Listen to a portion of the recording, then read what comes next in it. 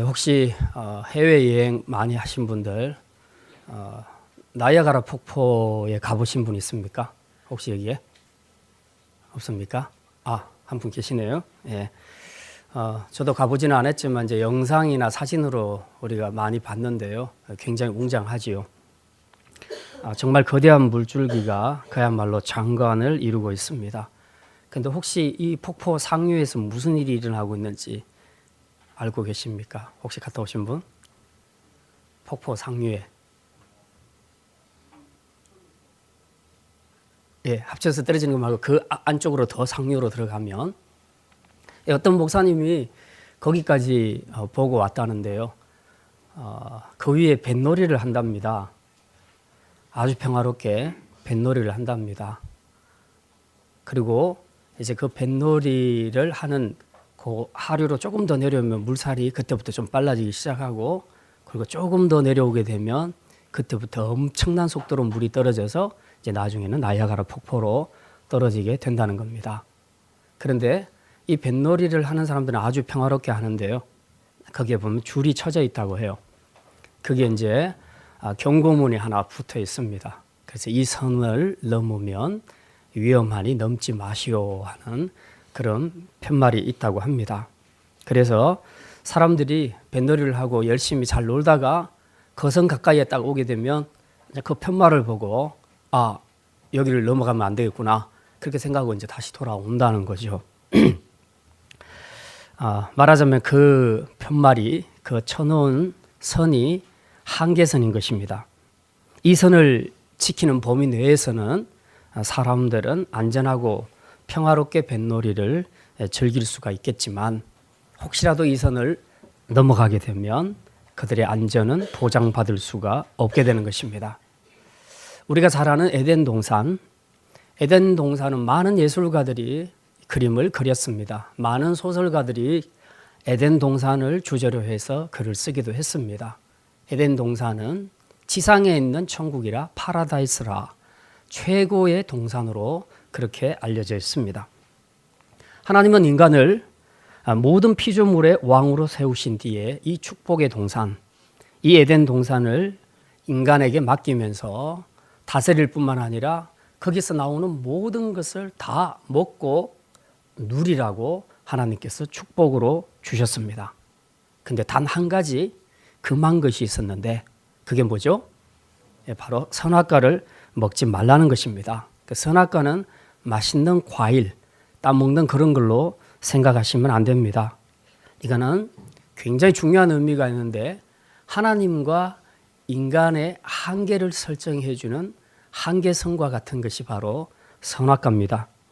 다시 말하면 인간은 선악과를 볼 때마다, 아담과 하와는 나는 하나님과 다른 존재구나, 하나님은 세상과 나를 만드신 창조주시고 세상을 다스리시고 그리고 우리의 예배를 받기에 합당하신 분이시구나, 그리고 나는 그분에게 지음을 받은 피조물에 불과하고 우리의 삶의 궁극적인 목적은 하나님께 예배하는 데 있다.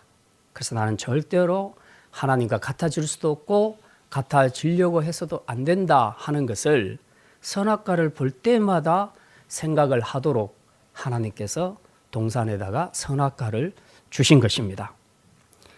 그래서 이 경계선을 지키는 한은 이제 인간은 에덴 동산에서 최고의 행복을 누리는 그런 복된 존재로 살 수 있었습니다.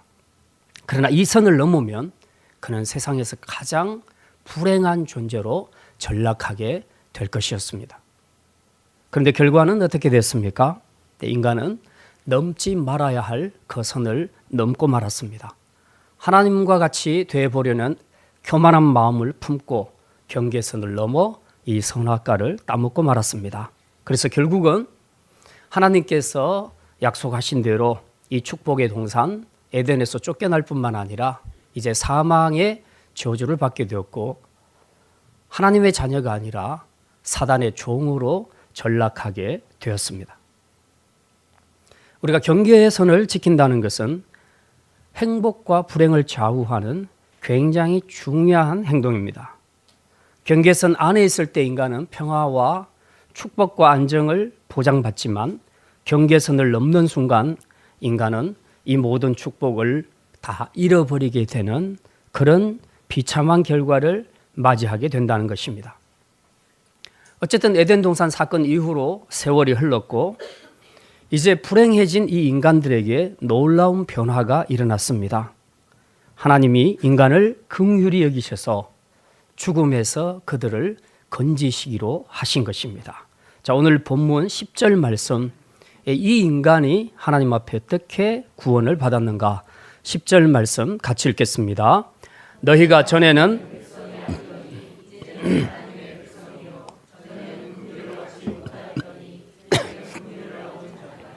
아멘. 에덴 동산에서 경계선을 침범하여 선악과를 따먹은 죄로 하나님께 쫓겨나고 죄의 종, 사단의 종으로 전락한 인간들에게 하나님께서 긍휼을 베풀어 주셔서 이제 예수 그리스도의 십자가 사건 안에서 이들에게 다시 하나님의 자녀, 하나님의 백성이 되는 축복을 허락해 주셨습니다. 이 얼마나 놀라운 신분의 변화입니까? 오늘 사도 베드로는 이 놀라운 은혜의 사실을 말하면서 동시에 경계의 말씀을 주고 있습니다.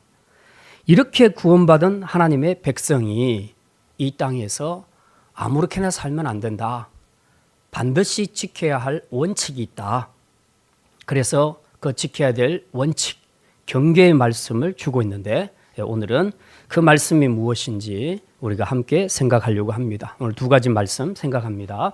첫째로 나그네로서 육체의 정욕을 제어하라는 것입니다. 한번 따라합시다. 나그네로서 육체의 정욕을 제어하라. 오늘 11절 말씀 11절 말씀 우리 같이 읽겠습니다. 사랑하는 자들아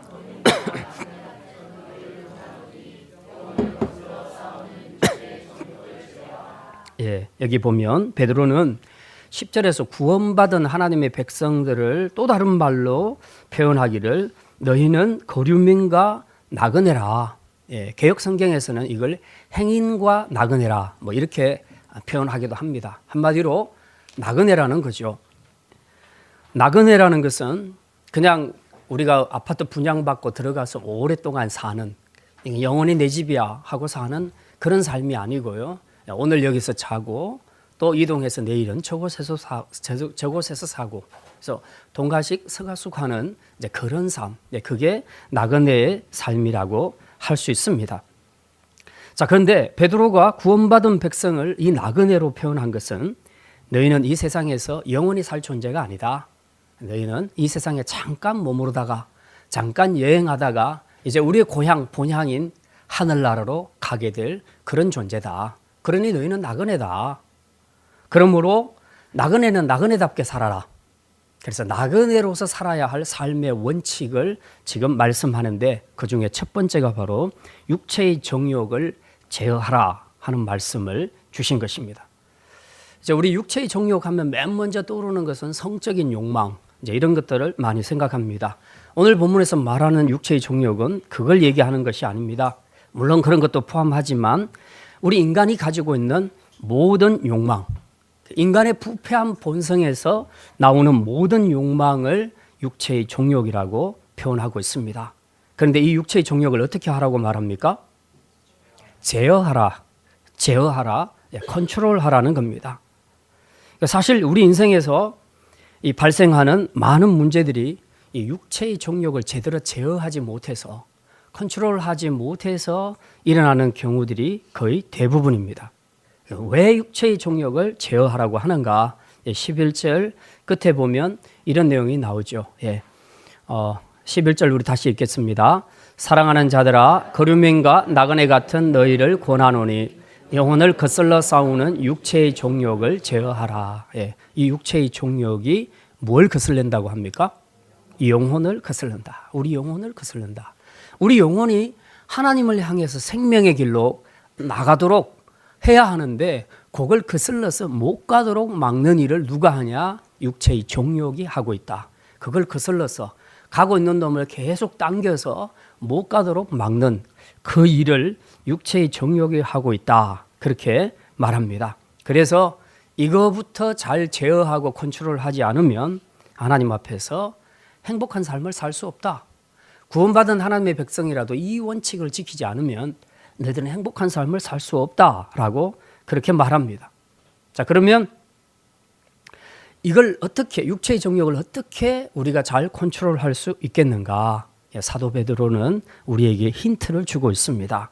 그게 뭐냐 하면 11절 앞부분에 있는 내용이죠. 사랑하는 자들아 거류민과 나그네 같은 너희를 권하노니. 사도 바울은 지금 구원받은 백성들에게 너희는 이런 존재다라고 설명할 때에 오늘 본문에서는 너희들은 나그네다. 나그네라는 사실을 인식하며 살아라. 그렇게 말합니다. 너희는 나그네가 아니냐?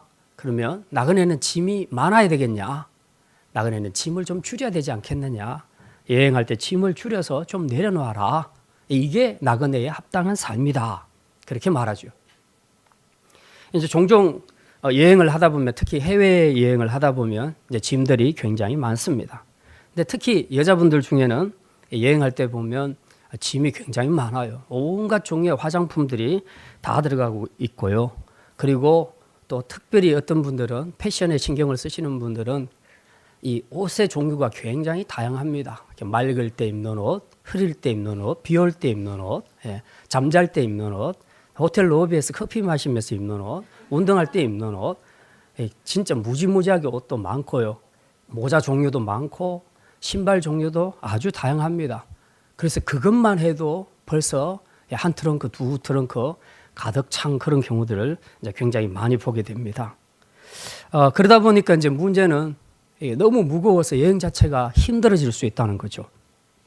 우리가 여행할 때는 좀 내가 이 거주하면서 살 때 누리는 이 누림을 좀 어느 정도 좀 내려놔야 되는데 여행 가서까지라도 모든 것을 다 누리려고 생각하니까 그 누림은 좋은데 그만큼 여행은 고단해지는 것입니다. 근데 사실 본인은 안 고단해요. 남편들이 고단할 뿐이죠. 예. 그래서 우리가 여행할 때는 좀 이런 부분들을 좀 고려할 필요가 있습니다. 일단 모든 누리려고 하는 욕심들을 좀 내려놓고 조금 덜 예쁘게 보이면 어떻습니까? 그래서 화장품도 조금 줄이고 모자도 좀 줄이고 옷도 좀 줄이고 그렇게 해서 짐을 줄여서 좀 남편도 살려내야 그래야 함께 즐거운 여행을 할 수 있지 않겠습니까? 예. 우리가 어쨌든 우리 인생이 나그네 인생임을 생각한다면 우리 삶에서도 상당 부분 그 내려놓는 것이 오히려 우리의 삶을 더 행복하게 한다는 것이죠. 어제 이제 우리 청년들과 함께 우리 허주희 자매님 병원 신방을 갔다 왔습니다. 갔다 오고 내친김에 광화문에 같이 나갔었습니다. 나갔는데 뭐 어제 저는 뉴스를 못 봤습니다만은 얼마나 모였다고요? 150만 명. 제가 안 세봤지만은 그보다 넘지 않을까 하는 생각이 들었어요. 왜냐하면 저는 중간에 나왔는데 5분 거리를 40분 만에 나왔습니다. 그러니까 갈 수가 없어요. 그냥 가만히 끼어 있다가 앞에서 움직이면 그냥 밀려서 가는 거예요. 너무너무 힘들어서 나중에는 샛길로 빠져서 뒤로 우회해서 이제 그렇게 간신히 돌아왔는데 이렇게 복잡한 상황에서 밀리면서도 그들은 막 똑같이 구호를 외치고요. 그리고 그들 안에 이 정부에 대한 그런 불만들 그리고 이 땅에 지금 잘못되고 있는 부분들에 대한 분노가 표출되고 있는 것을 우리가 볼 수 있었습니다. 이게 왜 이런 불행한 일이 우리나라에 일어났는가? 물론 뭐 이런저런 여러 가지 말로 설명할 수 있겠지만 제가 볼 때는 딱 한 가지입니다. 딱 한 가지입니다. 그것은 바로 인간의 욕망 때문입니다. 육체의 정욕 때문입니다. 이 최순실 게이트에 연루되어서 지금 굴비처럼 줄줄이 사탕처럼 줄줄이 엮어져 나오는 모든 사람들과 이 사건들을 다 분석해 보면 여러 가지 영역에서 여러 가지 사건들이 있었지만 그 내부로 문제의 본질을 파고 들어가 보면 하나밖에 없습니다. 인간의 탐욕입니다. 인간의 탐욕이 부른 작품이라는 거죠. 권력욕, 물질에 대한 욕망, 명예에 대한 욕망, 전부 이런 것들이 다 다양하게 뭉쳐져서 오늘 이렇게 엄청난 사건을 일으키게 된 것입니다. 우리가 잠시 사는 이 세상을 천년 만년 살 세상처럼 생각해서 자기 욕심을 절제하지 못하니까 더구나 백성들을 잘 인도해야 할 지도자들이 지금 이런 욕심을 절제하지 못하니까 결국은 국가에 엄청난 불행한 사건들이 일어나게 된 것입니다. 사람의 욕심이 한계를 넘어서게 되면 이런 파멸을 초래하게 되는 것이죠. 그래서 육체의 정욕은 컨트롤해야 한다, 제어해야 한다고 사도 바울이 그렇게 말씀하고 있습니다. 사실 지구상에 사는 피조물 중에 인간만큼 탐욕이 많은 존재는 없다고 하지요. 저도 사실 먹는 것을 되게 좋아하고 지금 보기와는 다르게 과거에 제가 이전보다 훨씬 날씬했는데요. 먹기는 2배 이상 먹었습니다. 저를 아시는 분들은 우리 교회에서 저를 보신 분들은 잘 아시겠지만 목사님의 몸과 들어가는 음식의 양은 도저히 반비례한다, 이해를 할 수 없다라고 그렇게 말씀을 하시는데요. 먹는 것에 대한 상처가 있어서 그런지 먹탐이 좀 심한 편입니다. 근데 어떤 조사 발표를 보니까 사람의 먹탐과 동물의 먹탐에 그 차이가 있다는 것이죠. 우리가 일반적으로 제일 많이 먹는 짐승하면 맨 먼저 떠오르는 것이 돼지죠.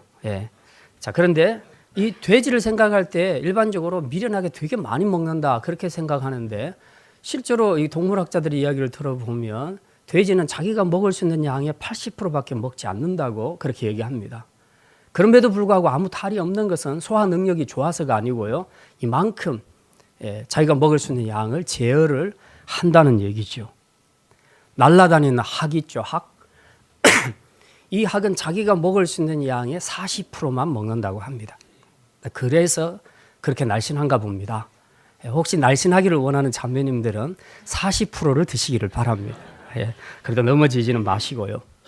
근데 사람은요, 자그마치 자기가 먹을 수 있는 양의 150%를 먹어낸답니다. 가끔씩 200%를 먹는 사람들이 있어요. 이렇게 종찬 형제처럼 200%를 먹는 사람도 있지만 대부분은 150%를 먹는데요. 저도 거의 150%를 먹은 적이 굉장히 많았습니다. 그래서 결국은 위에 문제가 좀 생겼죠. 자, 그런데 우리 인간의 욕심이 먹는 것에만 나타나는 것은 아니겠죠. 모든 영역에서 다 우리 인간의 욕심이 나타납니다. 이게 명예욕. 사실 지금 이 순간에도 자기 이름, 자기 명예에 집착해서 무리수를 두다가 가정이 파탄나고 인생이 파탄나는 그런 사람들 굉장히 많습니다. 특별히 정치인들의 세계에서는 이런 일들을 허다하게 발견할 수 있습니다. 실제적으로 삶은 엉망인데 근데 오직 자기 이름을 내기 위해서 정치계에 뛰어들어서 일을 하다가 가정적으로 어려움을 겪게 되는 그런 사람들을 많이 보지요. 인간의 권력에 대한 욕심은 이제 권력욕에서도 아주 강하게 나타납니다. 이 권력욕은요, 맛본 사람만 아는데 한번 맛보면 이건 도저히 버릴 수 없는 아편과도 같다고 그렇게 얘기합니다. 다른 사람보다도 더 높은 지위에서 다른 사람을 지배하고 산다는 거, 그리고 다른 사람들이 자기를 우러러 보게 만든다는 거, 다른 사람들이 자기 밑에서 복종하는 것을 보는 그 인간의 쾌감, 그 기쁨이 굉장히 큰데 이 권력욕을 한번 맛보기 시작하게 되면 도저히 포기하지 못한다는 것입니다. 그러나 이 권력욕에서 계속 벗어나지 못하게 되면 결국은 마지막에는 비참한 종말을 맞이하게 될 것입니다. 우리나라 근대 역사가 이것을 잘 보여주고 있는데요. 우리나라 역대 대통령들 중에서 어느 대통령이고 마지막이 좋았던 사람들은 별로 없습니다. 이 모든 것은 다 인간의 욕망 때문입니다. 그래서 우리 믿는 그리스도인들도 이것에 주의해야 합니다. 특별히 오늘 사도 베드로는 이것이 이 육체의 정욕이 우리 영혼을 거슬른다. 그래서 이 육체의 욕망을 제어하지 못하고 이기지 못하면, 그래서 그 한계를 넘어버리게 되면 우리도 똑같이 불행해질 수 있다라고 말씀하고 있습니다.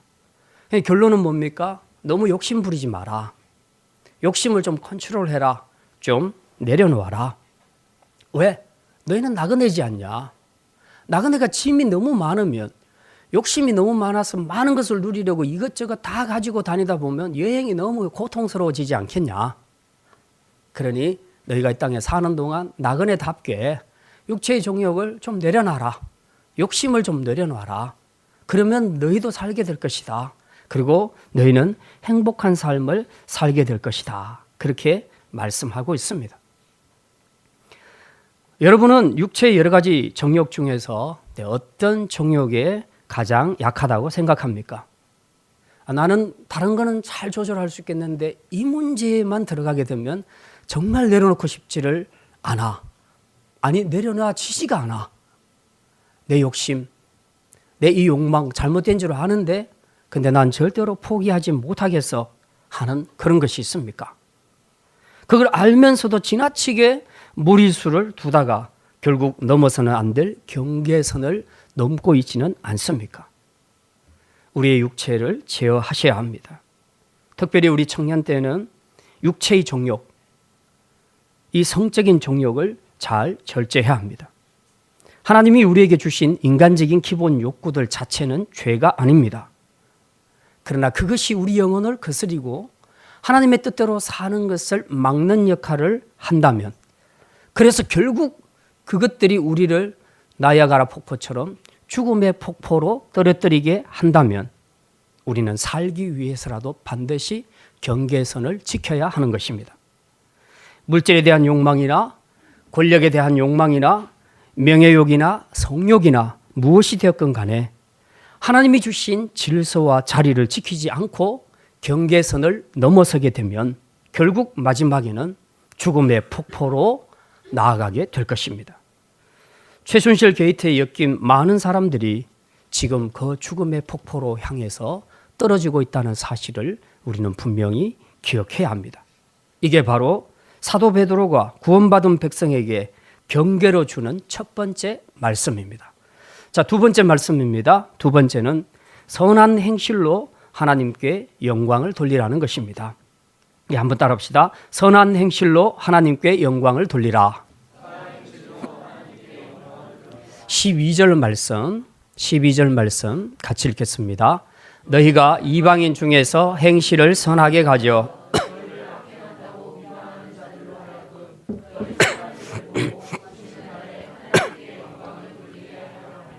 아멘. 예.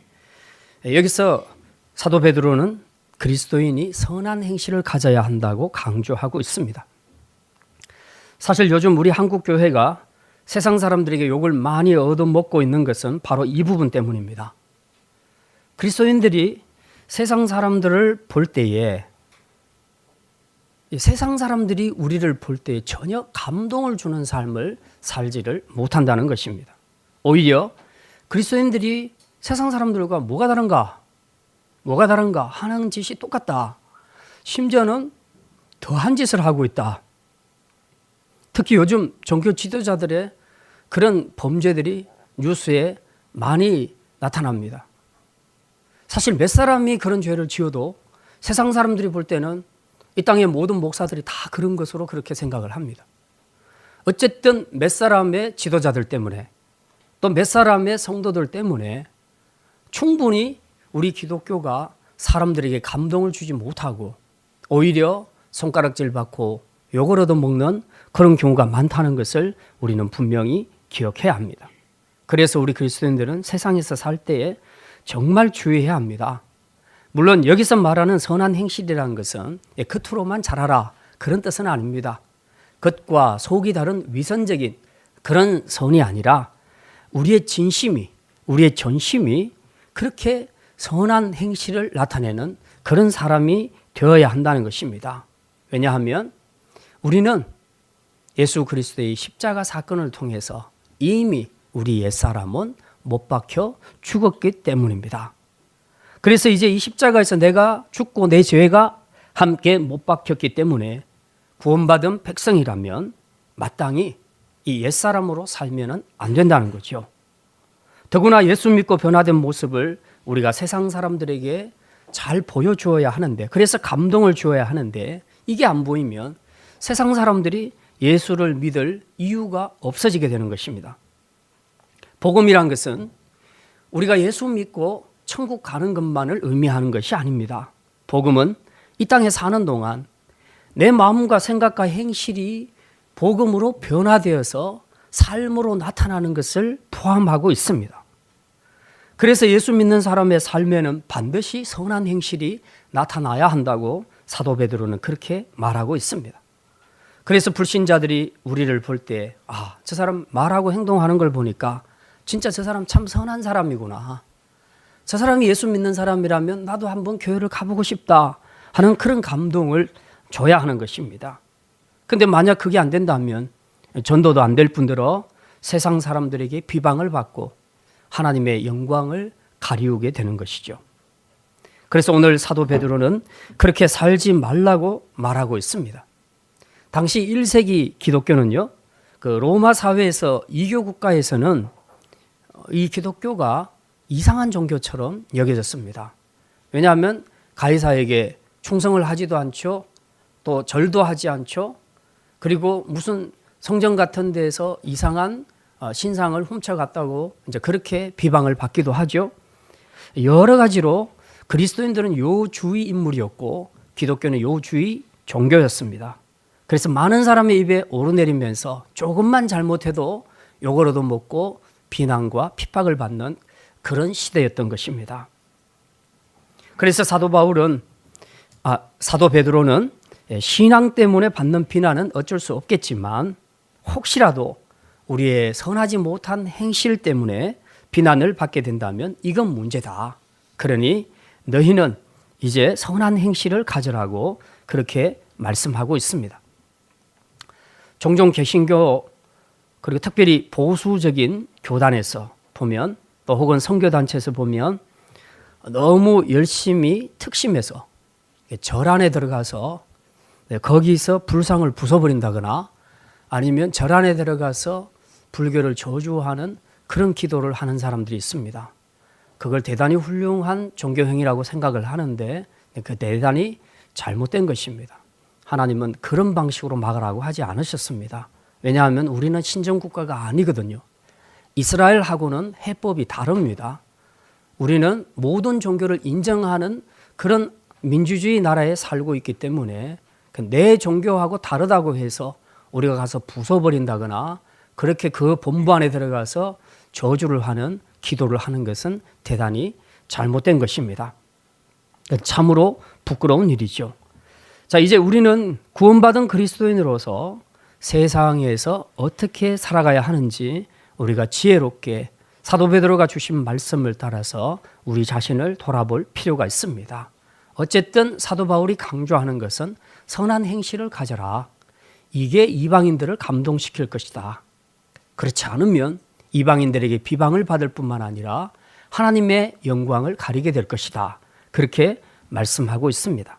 혹시라도 지금까지 우리가 신앙생활하면서 나의 선하지 못한 행동들, 말 때문에 우리가 불신자들에게 비방을 듣거나 또 나 한 사람 때문에 기독교가 욕을 얻어먹도록 하는 그런 일은 없었는지 우리가 한번 돌아볼 필요가 있을 것입니다. 선한 행실은 의지로 하는 것이 아니라 선한 마음에서 나오는 것입니다. 예수 그리스도의 복음 안에서 변화된 사람이라면 마땅히 주님의 마음을 갖게 될 것이고 우리는 이 선한 마음에서 선한 행실을 행하게 될 것입니다. 그래서 누가 봐도 그리스도인다운 예수 믿는 사람다운 말과 행동, 선한 행실을 보여줄 때에 여기서부터 전도의 길이 열리게 되는 것입니다. 자주 말씀드리지만 불신자는 우리 기독교인들이 교회 안에서 얼마나 예배를 잘 참석하고 얼마나 찬양을 잘하고 기도를 많이 하는가, 교회에서 얼마나 봉사활동을 많이 하는가에 대해서는 전혀 관심이 없습니다. 그들이 보는 것은 하나밖에 없어요. 기독교인들이 세상에 나와 살 때에 어떤 모습으로 사는가 그거 하나만 본다는 겁니다. 그렇기 때문에 여기서 감동을 주지 않으면 예수 믿을 이유가 없어지는 겁니다. 그래서 아무리 열심히 교회 안에서 기도하고 봉사를 하는 성도로 할지라도 나가서 하는 행동이 요거도 먹을 행동을 하게 되면 그 사람은 복음적으로 사는 것이 아닌 것입니다. 분명히 우리가 이것을 기억을 해야 합니다. 어쨌든 이제 이렇게 우리가 사는 것은 물론 쉬운 일은 아닙니다만 그러나 우리는 이제 늘 예수 그리스도의 십자가를 생각하면서 그저 십자가에 나의 옛사람이 못 박혔고 나의 모든 죄와 정의, 욕심이 함께 못 박혔다는 것을 우리가 늘 인식하면서 리마인드하면서 살아간다면 이제 우리가 어떤 존재인가를 생각하면서 내가 과연 이런 말을 해도 되겠는가, 이런 행동을 해도 되겠는가 하는 것을 우리가 깨닫게 될 것입니다. 이제 말씀을 마치겠습니다. 우리는 예수 믿고 구원받은 하나님의 백성들입니다. 죄에서 자유하고 죽음에서 자유했습니다. 그러나 우리가 지금 완성된 천국, 완성된 하나님 나라에 살고 있는 것은 아닙니다. 그래서 아직까지도 우리가 살고 있는 이 땅에 사는 동안 우리는 정말 주의하고 경계하며 살아야 할 것들이 많이 있습니다. 그래서 오늘 사도 베드로는 우리가 완전한 천국에 사는 것이 아니기 때문에 완전한 구원이 이루어질 때까지 이 땅에 사는 동안 구원받은 하나님의 백성들이 꼭 지켜야 할, 넘지 말아야 될 그 한계선에 대해서 경계의 말씀을 두 가지로 주고 있습니다. 첫 번째는 우리가 나그네 인생이라는 것을 생각하면서 우리를 넘어뜨리는 무거운 죄의 욕망들을 다 내려놓고 각종 육체의 정욕을 제어하고 컨트롤하여서 절대로 경계선을 넘어가지 말라는 것입니다. 또한 십자가에 죽은 옛사람을 벗어버리고 이제는 선한 행실로서 세상 사람들에게 감동을 주어 그들로 하나님께 영광을 돌리고 예수님을 믿도록 본을 보이는 삶을 살라는 것입니다. 이 두 가지 원칙을 잘 지키고 경계선을 지키게 되면 우리는 이 땅에서도 주님이 허락하신 평강과 기쁨과 축복을 누리게 될 것이고 또한 많은 세상 사람들을 주님께로 인도하는 축복의 통로가 될 것입니다. 바라기는 우리 모든 성도들이 이 원칙을 잘 지켜서 이 복을 풍성하게 누릴 수 있기를 주님의 이름으로 축원합니다.